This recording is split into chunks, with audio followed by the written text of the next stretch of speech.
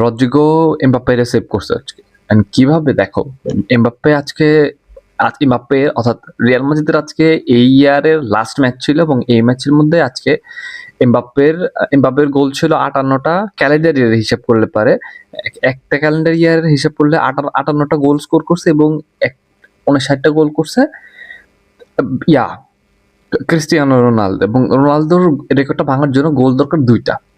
এখন এমত অবস্থায় এমবাপ্পে ম্যাচ শুরুর প্রথম থেকেই চেষ্টা করতেছিল গোলে কিক করার জন্য এবং বারবার গোল করার চেষ্টা করতেছিল, বাট হইতেছিল না কোনোভাবেই। হাফ টাইমের আগে রদ্রিগোর সুন্দর ক্রসে বেলিংহাম হেড করে একটা গোল দিয়েছে এবং ওই গোলটা অনেক স্মুথ ছিল, বাট এমবাপ্পে তখনও চেষ্টা করতেছিল। But at the end